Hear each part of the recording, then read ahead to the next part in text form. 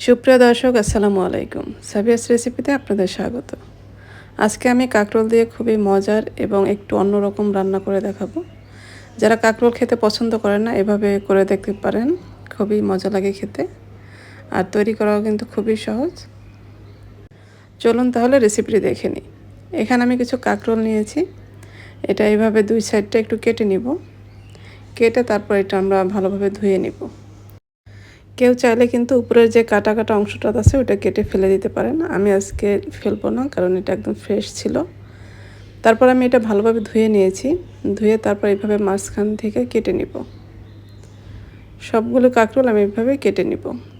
আর এইটা কিন্তু একটু কচি কাঁকরোল হলে বেশি মজা হবে খেতে। তারপর এটা আমি একটু সেদ্ধ করে নিব। এই জন্য আমি এখানে চুলায় পানি দিয়েছি। পানি গরম করে নিয়েছি। তারপরে আমি একটু হলুদ আর একটু লবণ দিয়ে দিলাম। পানিটা ফুটে উঠলে আমি কাঁকরোলগুলি দিয়ে দিব।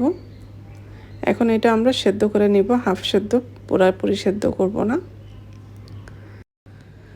এটা এখন আমাদের মোটামুটি সেদ্ধ হয়ে গেছে। আমি এখন এটা পানি ঝরিয়ে নিব এবং ঠান্ডা করে নিব। আমি এটা কিছুটা ঠান্ডা করে নিয়েছি। এখন একটি চামচের সাহায্যে বীজের অংশটা আলাদা করে নিব।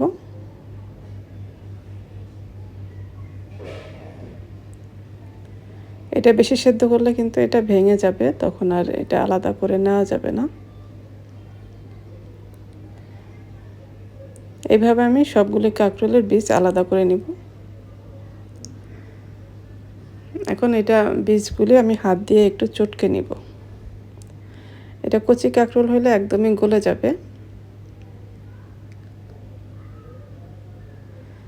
এখন আমি এখানে কিছু মশলা অ্যাড করব। এখানে আমি আদা রসুন বাটা দিয়েছি 1 চা চামচ। তারপর কাঁচামরিচ কুচি দিয়ে দিলাম। তারপর দেব পেঁয়াজ কুচি।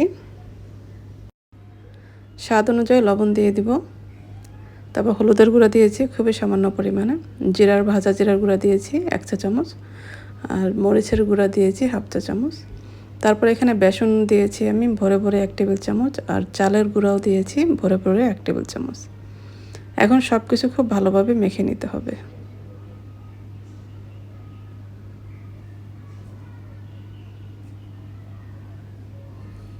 এই তো আমাদের এটা মাখানো হয়ে গেছে।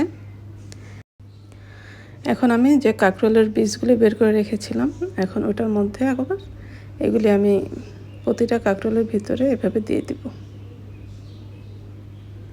এটা এভাবে একটু চেপে চেপে সমান করে দিয়ে নিব। এই তো আমার সবগুলো এভাবে করে নেওয়া হয়ে গেছে। তারপরে আমি এটা ভাজতে চলে যাব। ভাজার জন্য আমি এখানে তেল গরম করে নিয়েছি। এখন যেই অংশে আমরা পুর দিয়েছি ওই অংশটা নিচে দিব, তাহলে এটা আর খুলে যাবে না।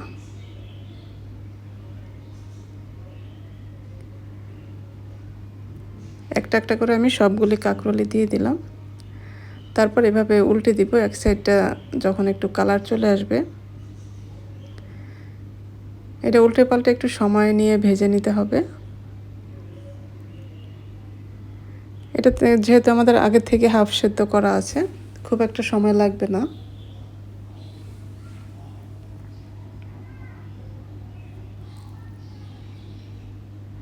এটা কিন্তু বেশ মচমচে হবে, কারণ এখানে আমরা চালের গুঁড়া অ্যাড করেছি। এই তো আমার এগুলি ভাজা হয়ে গেছে। আমি এখন তেল থেকে তুলে নিব। যারা কাঁকরোল খেতে পছন্দ করেন না, এভাবে একবার করে দেখবেন, খুবই মজার খেতে। এটা গরম ভাতের সাথে তো খুবই ভালো লাগে। এই তো আমার তৈরি হয়ে গেল পুর ভরা কাঁকরোল ভাজা। আশা করছি আজকের রেসিপিটি আপনাদের ভালো লেগেছে। আর ভালো লাগলে লাইক, কমেন্ট এবং শেয়ার করে দিবেন। যারা আমার রেসিপিগুলি ফেসবুক থেকে দেখেন, পেজটি ফলো করার অনুরোধ রইল। আর যারা ইউটিউব থেকে দেখেন, চ্যানেলটি সাবস্ক্রাইব করার অনুরোধ রইল। সবাই ভালো থাকবেন। পরবর্তী রেসিপি দেখার আমন্ত্রণ রইল। আজকে এ পর্যন্তই। আল্লাহ হাফেজ।